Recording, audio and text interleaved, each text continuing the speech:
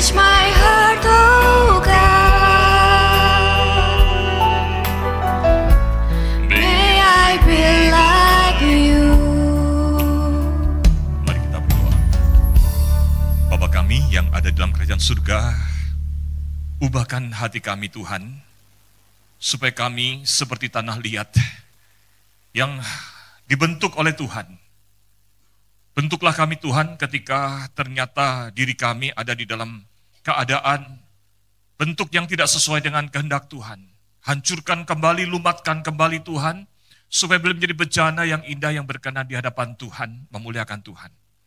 Oleh sebab itu Tuhan, berkatilah kami semua dalam kasih pemeliharaan Tuhan, khususnya saat ini ketika kami akan merenungkan firman Tuhan, supaya firman-Mu boleh membentuk hati dan pikiran kami, membentuk perasaan kami, dan memurnikan tindakan kami. Allah Roh Kudus, terangilah hati dan pikiran kami supaya dapat memahami firman Tuhan dan dapat melakukannya. Berfirmanlah ya Tuhan, di dalam nama Tuhan Yesus kami berdoa. Amin. Shalom. Selamat pagi Bapak Ibu sekalian. Apa kabar? Baik ya, puji Tuhan, saya bersyukur tadi saya duduk di situ. Tumben-tumbennya hari ini rasanya suasananya jemaat semua menyanyinya kencang semua. Ya. Saudara merasa gitu nggak hari ini? Betul ya, hari ini tiba-tiba suaranya kayaknya menyanyinya semuanya kencang-kencang. Itu sebabnya saya suka kencang nyanyi, saudara, supaya memberi semangat ya. Saudara, di dalam beribadah kita itu datang kepada Tuhan, memuji Tuhan. Dan di dalam memuji Tuhan itu, ketika kita memuji bersama, kita jadi disemangati bersama-sama di dalam Tuhan sebagai komunitas. Nah hari ini Bapak Ibu dan saudara sekalian, firman Tuhan hari ini judulnya adalah Unity Going Wrong. Ya. Kesatuan jadi kekacauan. Saudara, di bulan Maret ini kita masih belajar bertumbuh menyusuri kitab Kejadian, dan di dalam 5 minggu, wah bulan ini 5 minggu ya. Waduh, kalau yang gajiannya mingguan berarti dapat 5 gaji ya. Ya, di dalam 5 hari minggu ini kita akan belajar mulai dari tentang unity going wrong, bagaimana kesatuan bisa jadi kekacauan. Lalu kemudian minggu depan kita akan belajar dari Kejadian 12, yaitu bicara tentang keluar dari zona nyaman. Lalu kemudian minggu ketiga kita akan belajar keluarga atau harta ya. Lalu kemudian minggu keempat jalan pintas. Lalu kemudian 30 Maret, kayak mirip lagunya film kartun ya, Let It Go. Ya, relakan. Nah hari ini mari kita bersama membaca firman Tuhan dari Kejadian 11 ayat 1 sampai dengan ayat yang ke-9. Mari kita membacanya bertanggapan, ayat ganjil akan saya bacakan, ayat genap silakan Bapak Ibu sekalian yang membacanya. Adapun seluruh bumi pernah memiliki satu bahasa dan satu logat.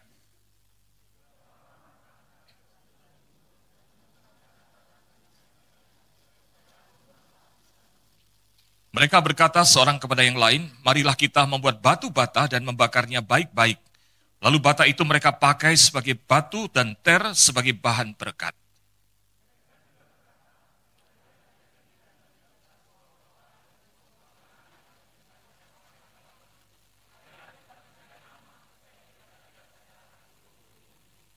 Lalu Tuhan turun untuk melihat kota dan menara yang didirikan oleh anak-anak manusia itu.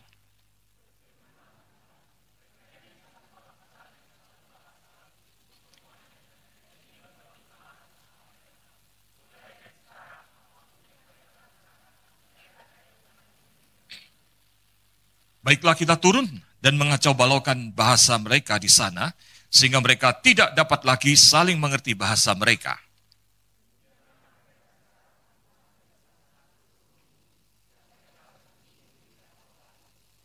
Itulah sebabnya kota itu disebut dengan nama Babel, karena disitulah dikacau balaukan Tuhan, bahasa seluruh bumi, dan disitulah mereka diserahkan Tuhan ke seluruh bumi. Amin. Saudara sekalian, di Indonesia ada pepatah atau peribahasa semboyan, bersatu kita teguh, bercerai kita runtuh, gitu ya. Dulu ada teman yang plesetin, bercerai kita kawin lagi gitu ya. Nggak boleh saudara, ya. Nggak boleh bercerai kalau keluarga. Saudara, bersatu kita teguh, bercerai kita runtuh. Bahkan di dalam, kalau saudara membaca elektronik warta Iwarta ya. Iwarta kita, maka ada tema besar tahun ini dari Sinode, bersatu semakin berdampak. Jadi bersatu itu baik nggak? Halo? Bersatu itu baik. Kita selalu menekankan, ayo pentingnya bersatu, bukan hanya sebagai bangsa dan negara, gereja juga harus bersatu. Tapi kalau kita baca tadi kisah tentang, di dalam Kejadian 11 tadi, ada kisah persatuan, kesatuan, yang harusnya baik kan ya, bersatu. Tapi sama Tuhan malah dipandang kurang baik, persatuannya dikocar-kacirkan. Pertanyaannya pagi hari ini, apa salahnya bersatu? Ya. Apa salahnya bersatu Tuhan? Bukankah mereka ini umat Tuhan, kalau berkumpul jadi satu itu baik? Apalagi bersatu, lalu bikin kota, membangun menara, tinggal bersama, bukankah itu hal yang baik? Ya, kadang-kadang gitu kan keluarga, waduh lihat tetangga, tanahnya dijual atau rumahnya dijual, kita beli. Seberang dijual, kita beli. Belakang jual, kita beli. Tujuannya adalah nanti kalau anak kita menikah, mantu, tinggal deket-deket sini aja. Betul ya? Makanya saya lihat tuh kadang-kadang gitu. Orang-orang itu surround situ rumahnya, anak mantu deket-deket situ. Enak. Itulah kesatuan, tinggal barengan aja. Apa masalahnya dengan kesatuan ini, saudara sekalian? Waktu saudara membaca tentang kisah tentang Babel ini, pernah nggak bertanya seperti itu? Ya, apa salahnya bersatu? Nah, saudara perhatikan Kejadian 11 ayat yang keempat. Kalau kita pecah ayat itu bunyinya seperti ini. Mereka juga berkata, yaitu orang-orang yang berkumpul di Sinear itu. Mereka juga berkata, marilah kita dirikan bagi kita sebuah kota dengan sebuah menara yang puncaknya sampai ke langit. Marilah kita mencari nama supaya kita tidak terserak ke seluruh bumi. Saudara, ayat ini menarik sekali. Di dalam bahasa Indonesia ditulisnya begini, marilah kita mendirikan sebuah kota dengan sebuah menara yang puncaknya sampai ke langit. Saudara, kalau lihat bahasa aslinya, kalimat ini sebetulnya diterjemahkannya lebih baik begini. Marilah kita membangun sebuah kota dan sebuah menara yang puncaknya ada di langit. Bukan sampai ke langit, saudara. Puncaknya itu ada di langit. Makanya kalau dilihat dalam bahasa Inggrisnya, itu terjemahannya adalah dikatakan, with its top in the heavens. Topnya itu ada di heaven. Heaven ini dalam bahasa Ibraninya menggunakan kata samayim. Ya, samayim. Makanya kemudian diturunkan dalam bahasa Arab, lalu diadopsi ke bahasa Indonesia kata semayam. Tuhan itu bersemayam di surga. Tapi sekarang kata semayam lalu kemudian dikaitkan jenazah disemayamkan di Grand Heaven. Heaven juga saudara ya. Nah, semayam itu sebetulnya adalah bicara tentang yang diterjemahkan adalah dalam bahasa Inggrisnya adalah heaven, yang artinya itu bisa juga berarti sky atau langit. Nah, di sini kita harus belajar satu hal, saudara. Kata samayim ini atau heaven itu yang kadang diterjemahkan dalam bahasa Indonesia diterjemahkan langit itu, di dalam paham dari orang Ibrani yang disebut dengan langit itu atau samayim itu terdiri dari 3 lapis. Nah, ini memang nggak ada di Alkitab, tapi ini adalah cara pandang orang pada masa itu. Samayim itu 3 lapis. Lapis pertama adalah samayim, tempat burung itu terbang seliweran. Itulah langit. Samayim yang pertama. Lapis kedua dari samayim itu adalah tempat bintang, matahari, dan bulan terletak. Itulah samayim, lapis kedua. Yang ketiga, samayim itu adalah tempat di mana Allah bertahta. Jadi saudara sekalian, di dalam ayat ini, ketika dikatakan samayim ini, sebetulnya terjemahannya tidak letterlek adalah bicara soal langit. Manusia hari itu sedang mendirikan menara yang puncaknya adalah dicita-citakannya, puncaknya itu di surga. Saya bisa bayangkan, ya? Itu yang dimaksud dengan ayat ini. Mari dirikan bagi kita sebuah kota lalu kemudian dilanjutkan supaya kita tidak terserak ke seluruh bumi. Kayaknya baik tujuannya. Tapi saudara sekalian, kalau kita lihat saudara ya, di dalam Kejadian 9 ayat yang pertama, khotbah minggu lalu, betul ya? Masih ingat khotbah minggu lalu? Pelangi sehabis hujan. Kisah tentang Nuh. Sehabis hujan dan banjir besar itu, lalu kemudian ketika surut, Tuhan berkata kepada Nuh dan keluarga. Allah memberkati Nuh dan anak-anaknya, serta berfirman kepada mereka, beranak cuculah dan bertambah banyaklah, serta penuhilah bumi. Bukan penuhilah sebagian bumi. Bukan berkumpulah di satu tempat. Perintah dan kehendak Tuhan bagi manusia setelah banjir Nuh itu, banjir besar itu, adalah untuk memenuhi bumi, beranak cucu. Sehingga saudara sekalian, kalau kemudian setelah itu, mereka malah maunya kumpul-kumpul di satu tempat, memenuhi kehendak Tuhan enggak? Halo? Tidak memenuhi kehendak Tuhan. Malah bukan hanya tidak memenuhi kehendak Tuhan, malah maunya adalah menjangkau surga di atas, meletakkan diri di atas. So sekalian, Tremper Longman yang kemarin juga dikutip oleh Pendeta Ferry, ya, menuliskan begini. Usaha itu, membangun kota, mendirikan Menara Babel itu, merupakan suatu percobaan untuk apa? Menjangkau langit dan menunjukkan kebesaran manusia. Dan juga merupakan tindakan melawan keinginan Allah untuk menyebar manusia ke seluruh bumi. Dari sini kita jadi tahu artinya mengapa Tuhan tidak menyukai persatuan yang ada, bukan sembarang persatuan. Persatuan di dalam peristiwa Babel di pasal 11 itu. Ini bukan sembarang persatuan. Ini persatuan untuk menentang kehendaknya Tuhan. Ini persatuan untuk apa? Menempatkan diri sebagai orang yang berdosa yang sudah diusir dari Eden untuk mau menjangkau surga, untuk mengatakan kepada Allah, kita setara.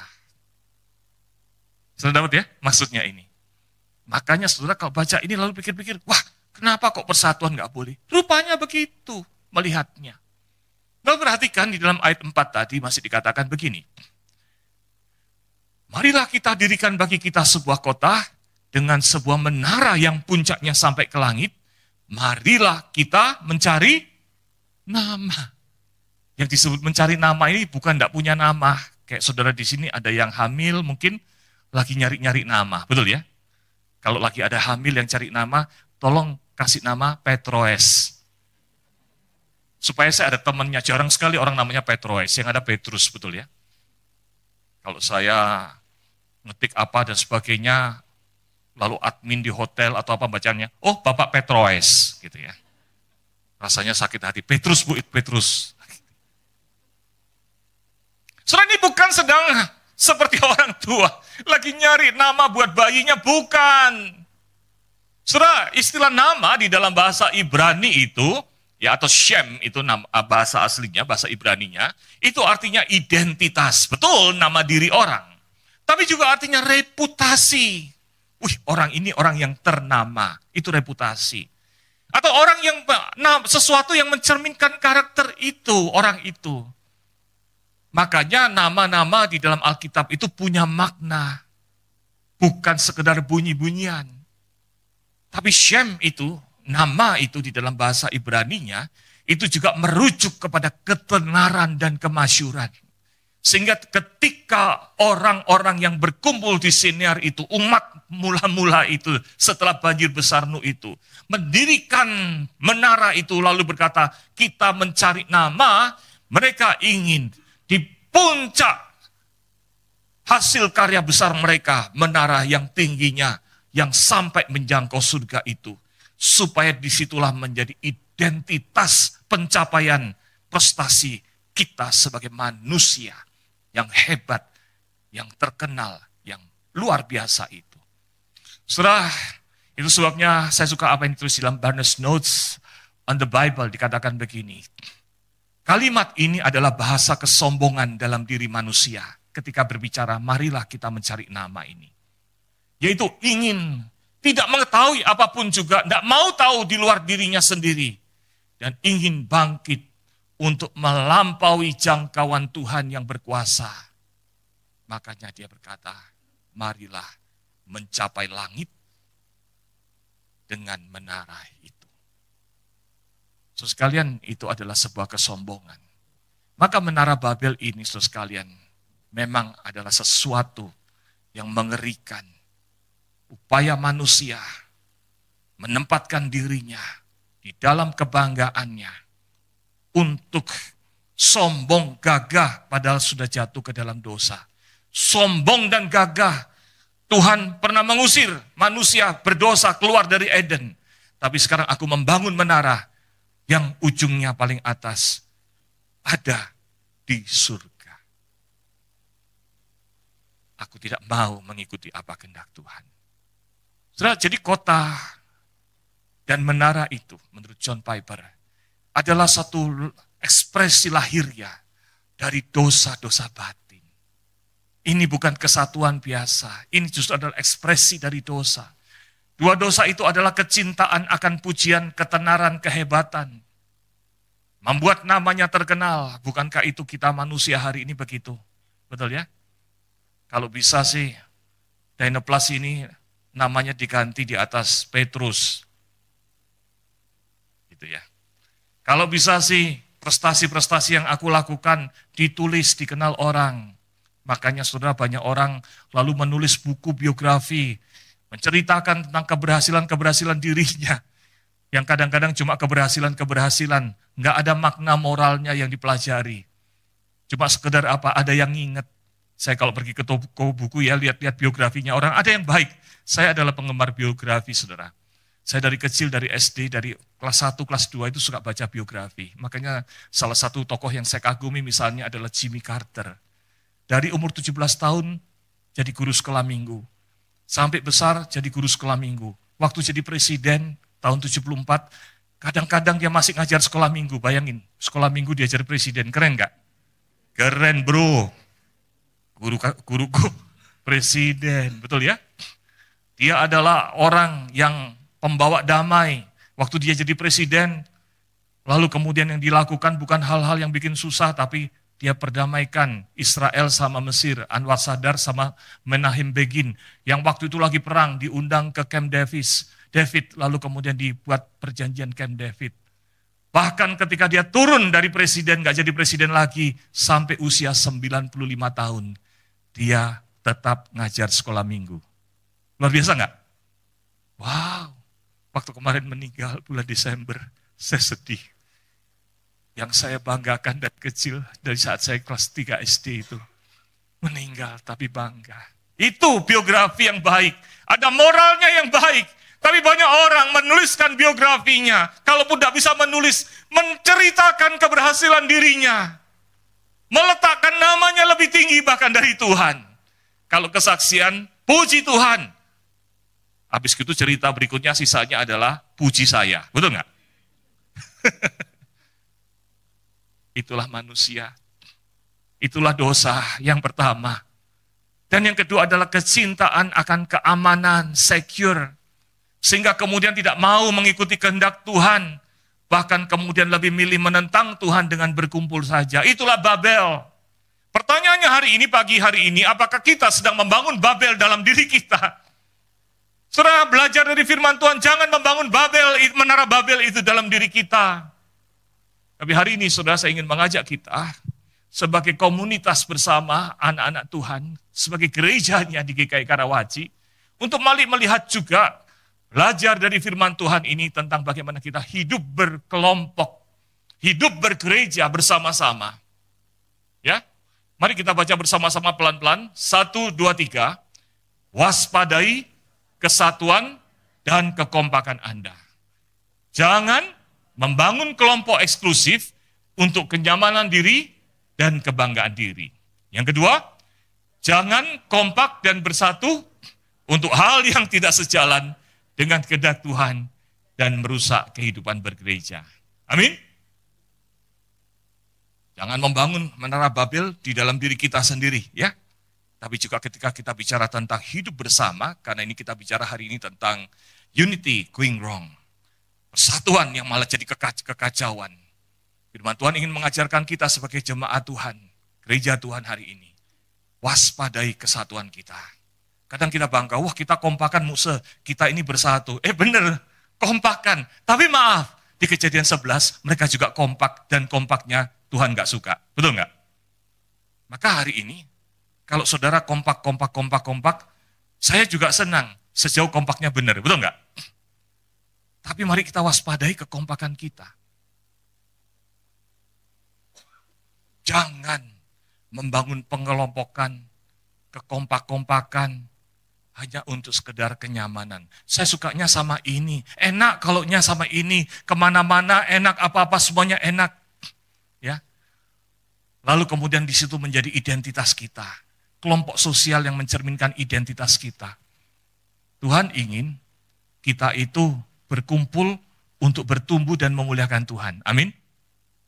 Gereja Tuhan yang dipenuhi dengan kelompok-kelompok yang kompak, tapi kompaknya hanya untuk sekedar nyaman, kompaknya untuk kebanggaan diri, kompaknya adalah untuk tidak mau bergaul menjadi eksklusif. Bukan itu kehendak Tuhan. Di Perjanjian Baru Tuhan menegur, bukan? Ada kelompok Apolos, kelompok yang ngaku kelompoknya, siapa lagi? Paulus, kelompoknya Petrus, kelompok Barnabas. Firman Tuhan mengatakan tidak boleh ada kelompok-kelompok itu. Ada kelompok Yahudi, kelompok Yunani. Di dalam Tuhan dikatakan tidak ada lagi tembok itu. Efesus 2 ayat 1 sampai 19. Saudara sekalian, waspadai kesatuan dan kekompakan kita. Jangan kompak dan bersatu untuk hal yang tidak sejalan dengan kehendak Tuhan. Ini lebih ciloko lagi. Kadang-kadang kita itu nggak waspada. Kayaknya kita mau melakukan sesuatu, kita kompakan nih buat gereja kita lakukan. Tapi kemudian kita mengatakan apa?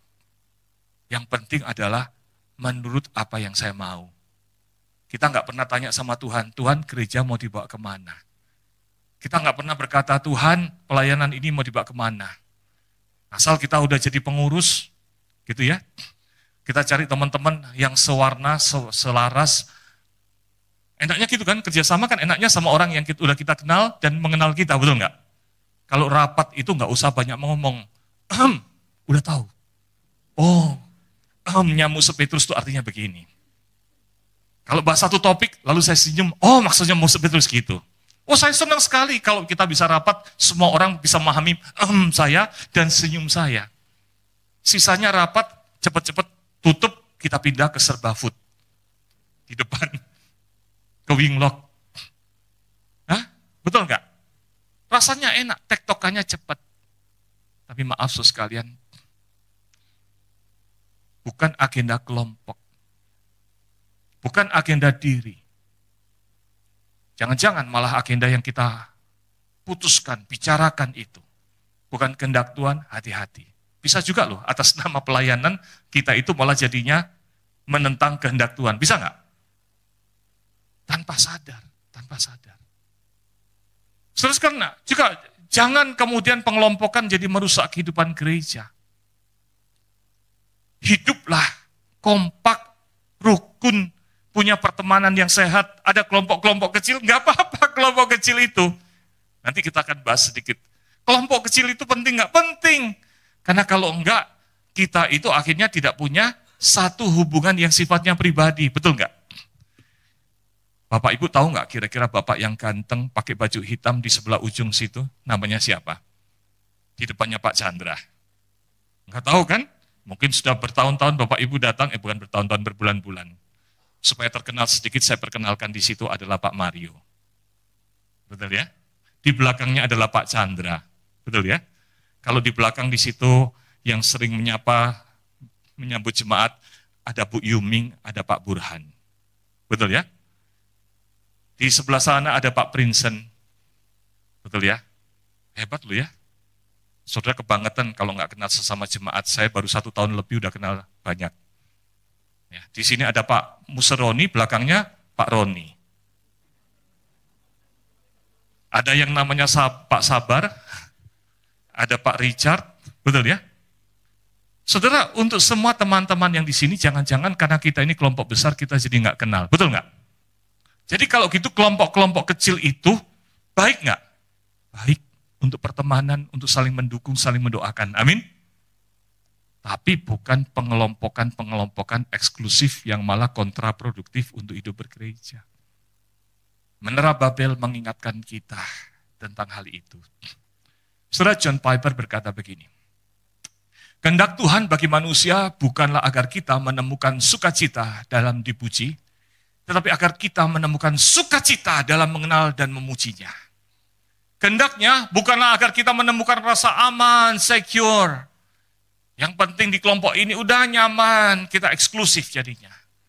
Tetapi Tuhan inginkan kita boleh bersukacita di dalam ketaatan akan kehendak Tuhan dalam hidup bersama-sama. Amin. Makanya saudara sekalian kembali ke peristiwa Babel, menara Babel saudara sekalian. Tuhan kemudian membuat orang Babel, orang-orang di Babel itu kocar-kacir.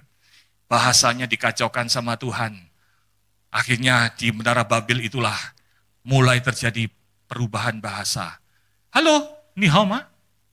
Wah, hola, gitu ya. Apalagi shalom, mulai kacau. Karena Tuhan ingin manusia kembali kepada naturnya sebagai umat Tuhan, memuliakan Tuhan.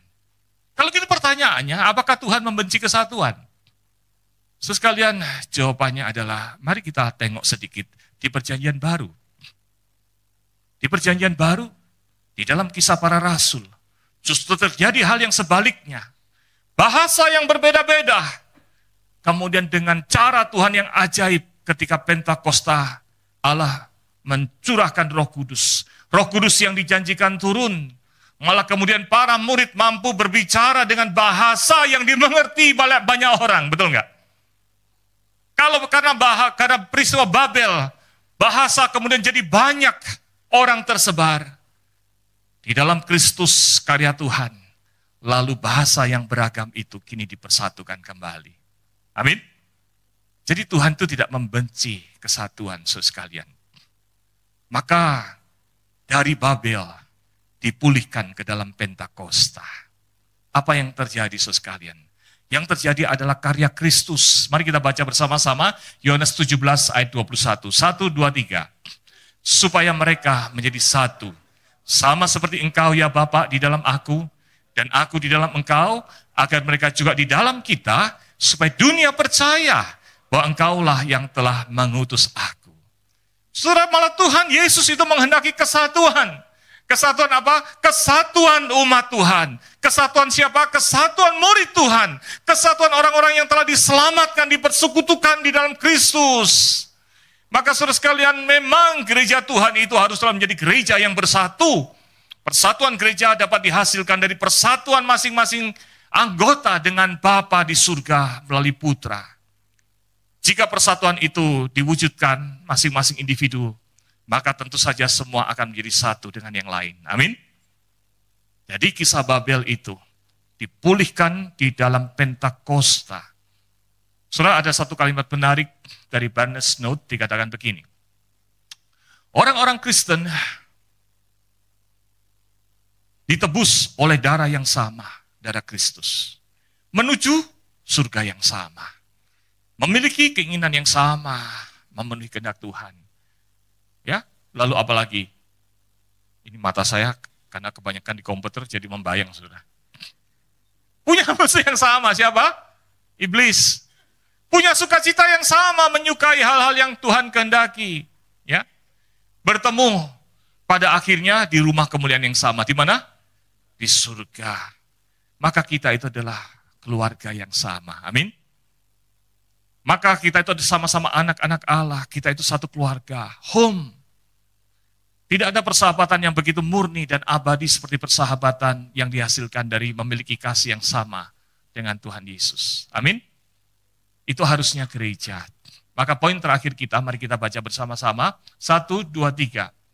Hiduplah dalam kesatuan yang benar dan sehat antar murid Kristus untuk bersekutu, beribadah, dan saling mendukung dalam menjalani kehidupan sebagai murid Kristus. Amin. Jangan pakai Babel lalu mengatakan, kita nggak boleh bersatu loh. Enggak.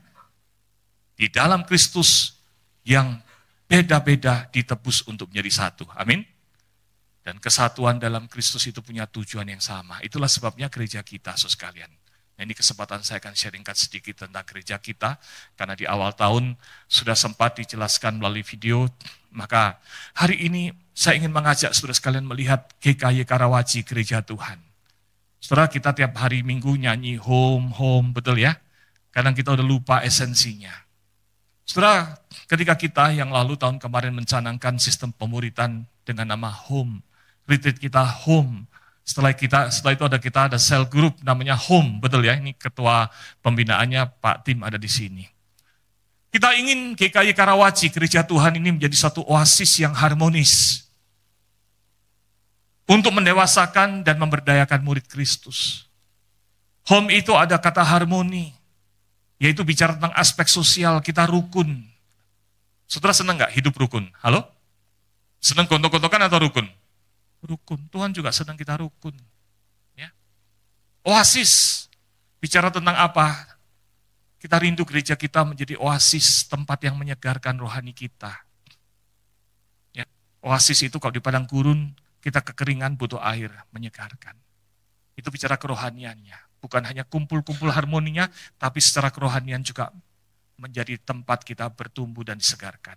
Maturity. Bicara aspek pertumbuhannya sebagai murid. Ngumpul-ngumpul bukan kompak-kompakan doang, tapi ngumpul untuk bertumbuh di dalam Tuhan. Amin. Berikutnya adalah empowerment, E-nya itu. Empowerment itu apa? Melalui kita menjadi satu keluarga.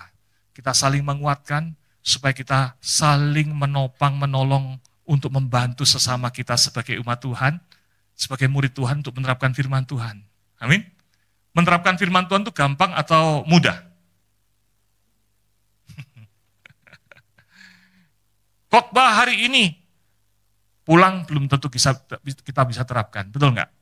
Kita butuh dukungan teman-teman mendoakan, mendiskusikan bagaimana cara melakukannya. Maka saudara di dalam pemuritan GKY Karawaci, kita bukan bicara hanya soal sel grupnya. Di tempat lain pemuritan itu mungkin adalah sel grupnya. Tapi GKY Karawaci, kelompok besar ini, kebaktian kita ini menjadi kelas besar para murid. Amin. Jadi kita ini lagi kelas besar, memuji Tuhan, mendengarkan firman Tuhan.